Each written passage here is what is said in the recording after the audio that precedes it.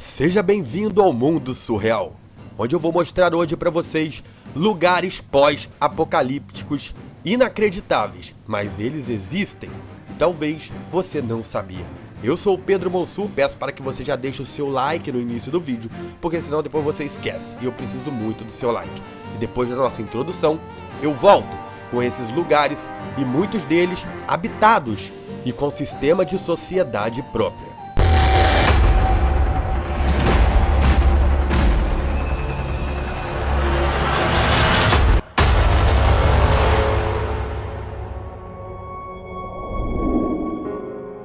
North Brother Island.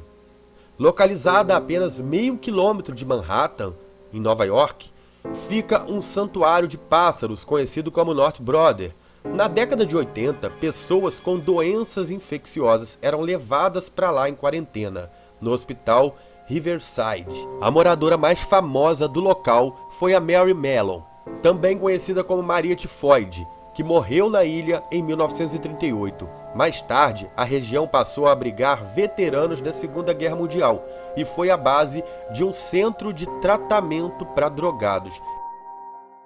Já em 64, os últimos residentes dessa ilha foram embora e ela fechou para o público. Histórias contam que vários espíritos desses drogados que morreram na ilha, também dos veteranos de guerra, assombram o local até hoje.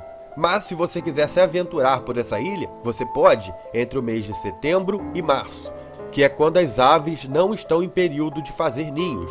Entre a vegetação espessa que agora cobre a ilha, são vistos enormes edifícios de tijolos, bangalôs e uma capela. Capela essa que dizem ter avistado a Maria Tifoide depois de morta. Uma sala de aula com dezenas de livros antigos espalhados pelo chão completa o cenário pós-apocalíptico. Segundo o fotógrafo Christopher Payne, o local passa a sensação de estar desconectado com o resto do planeta. E o mais incrível disso tudo é que você está a apenas meio quilômetro de Manhattan.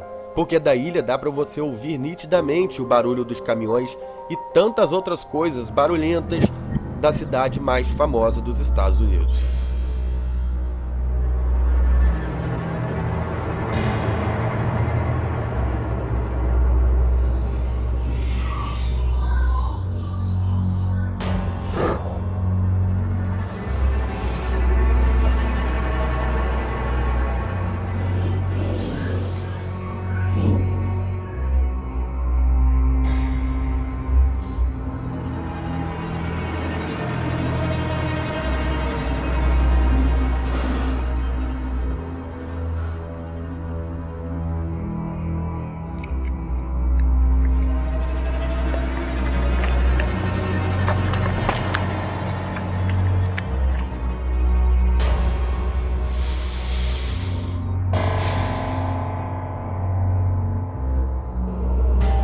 Ainda nos Estados Unidos existe uma marina abandonada.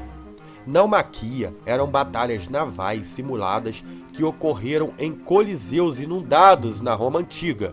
E quer local melhor para uma batalha épica dessas do que uma arena marítima abandonada e com aparência totalmente pós-apocalíptica?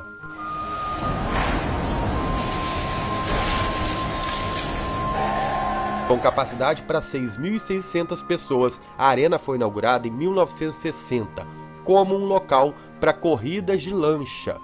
Mas ela foi fechada em 92, após o furacão Andrew. A estrutura de concreto imponente passou a se tornar um refúgio para artistas e grafiteiros. Hoje há um debate sobre o que fazer com o estádio. A instituição The Friends of Miami quer restaurar esse local. Já outros acreditam que ele deveria ser deixado como está, como um monumento ao passado, como um momento aos grafiteiros, que adotaram ao longo das décadas o Marine Stadium.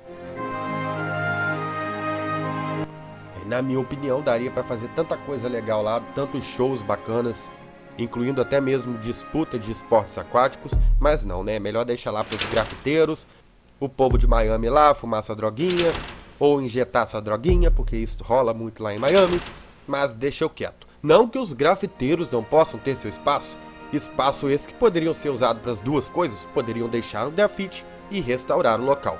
Mas comenta aí o que você acha. Inclusive, a nova estrutura poderia ser feita toda em grafites de neon que brilhassem no escuro. Olha que bacana. Enfim, eu viajo, né?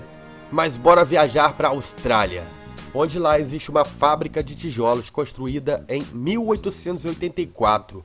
E essa fábrica funcionou por um século. Ela foi fechada em 88. Sua chaminé de tijolos ainda domina a paisagem local. Mas seu verdadeiro charme está escondido dentro dessa antiga empresa. Existem labirintos de passarelas que passam por cima das máquinas enferrujadas e também objetos essencialmente inalterados desde 1880. Isso tudo dá uma atmosfera pós-apocalíptica, porque parece que o local está dentro de uma cúpula do tempo. O mais incrível desse local é que esse ambiente pega fogo de vez em quando o gás metano, a partir de resíduos enterrados na região, explodem. Não é necessária nenhuma ação para provocar essas explosões, mas é comprovado lá na Austrália que os jovens gostam de desencadear ainda mais esses incêndios, jogando fósforo no subsolo, bombinhas, guimbas de cigarro, entre outras coisas. O detalhe é que esse monumento fica perto de um parque com um playground infantil.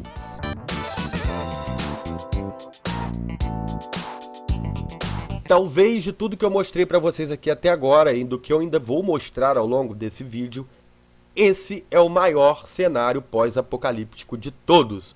Nós vamos para a Torre de Davi, que fica em Caracas, Venezuela.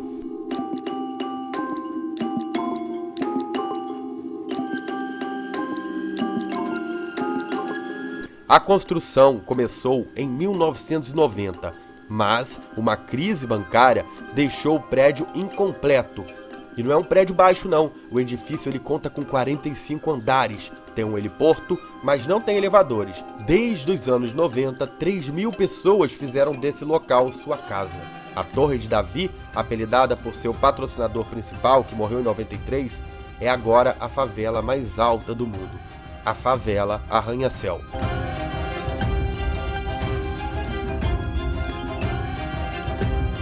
Motocicletas são usadas como táxi para transportar as pessoas entre os 10 primeiros andares.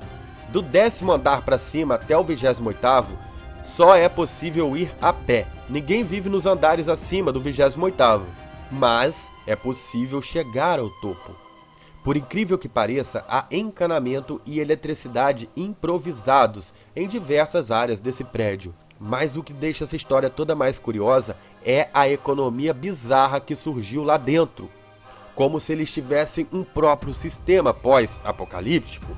Dentro desse arranha-céu existem lojas, salões de beleza, creches, escolinhas, dentistas e até mesmo advogados.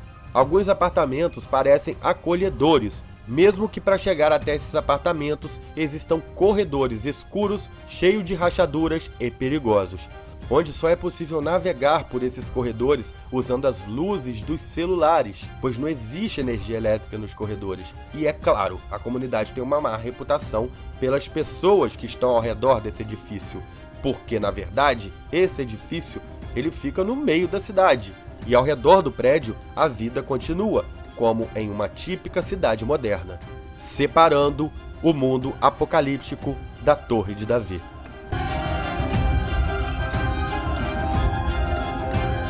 Até mesmo parece um pedaço da história de Divergentes, aquela trilogia adolescente. E falando em Divergentes, existe um local que se chama Insurgentes 300. Pode acreditar, ele existe. Insurgentes 300 é um edifício na cidade do México que entrou em guerra com as forças da natureza. Embora esteja tecnicamente em pé, não se pode dizer que venceu a batalha, porque do lado de fora o prédio parece estar se deteriorando, mas por trás do vidro quebrado há todos os tipos de profissões que o tornam útil. Dentro desse prédio vivem prostitutas, advogados, contadores, traficantes, professores, entre tantas outras pessoas e profissionais que não tiveram a oportunidade de morar em um local melhor. E o Insurgente 300 os acolheu. Porém, essas pessoas convivem com uma inclinação de 10 graus devido aos danos estruturais causados por um terremoto em 1985. As autoridades ordenaram que eles evacuassem o local, mas os ocupantes não quiseram deixar o local e até hoje lutam por uma restauração, coisa que a gente sabe que nunca vai acontecer, né? É mais fácil construir um prédio novo, construir moradias novas, que restaurar um edifício danificado por um terremoto e já com 10 graus de inclinação. Mas existe um local próximo a Nova York que é ainda mais horripilante, porque a sua atmosfera torna o local horrível. Suas paredes de concreto têm 20 centímetros de espessura, o prédio tem 12 andares de altura e parece com um cruzamento entre uma fábrica, uma prisão e um templo. Em caso de nevoeiro, fica ainda mais arrepiante. Para completar sua aparência horrenda, só faltam zumbis. Várias peças do edifício já desabaram, outras parecem prestes a fazer. O prédio, que fechou na década de 60, é extremamente popular entre desbravadores urbanos, embora seja difícil de explorar. Um explorador disse que requer pesquisa, persistência e criatividade, mas principalmente coragem, já que você não sabe o que vai encontrar lá dentro. No entanto, tudo isso pode valer a pena, por conta de um pôr do sol incrível que acontece nesse local. Porém, você não saberá se estará assistindo esse pôr do sol sozinho. E ainda nos Estados Unidos, em 1867, uma companhia fundou um dos maiores frigoríficos do mundo. A empresa entrou em declínio no final do século XX e deixou várias fábricas abandonadas, um conglomerado de frigoríficos por todo o país. Uma delas é um prédio de tijolos em Fort Worth, no Texas, devastado por incêndios em 1970. O pior de tudo é que houve uma tentativa de demolir esse prédio, mas a estrutura de aço do prédio era tão forte que eles precisariam usar tantos explosivos que seria mais barato deixar aquilo lá do jeito que estava do que demolir toda aquela estrutura. Hoje se parece com uma prisão. Torres de vigia foram adicionadas, e esse local é tão pós-apocalíptico e tão sinistro que ele foi usado para gravar a série Prison Break. As palavras Penitenciária Federal de Sona ainda podem ser vistas acima de uma das portas do antigo edifício.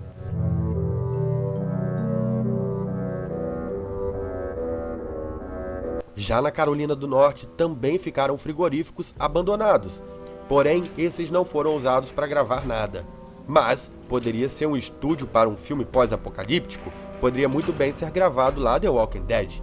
Há rumores de que na década de 20, o proprietário da fábrica foi encontrado enforcado no meio do prédio. A fama do local de assombrado piorou quando várias pessoas se suicidaram na década de 80, consolidando assim a presença do sobrenatural no folclore americano.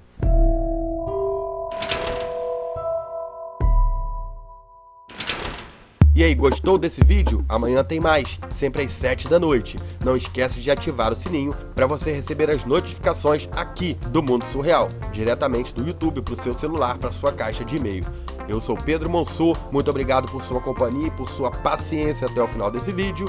E amanhã tem mais, com 2 locais pós-apocalípticos no Rio de Janeiro que você precisa conhecer.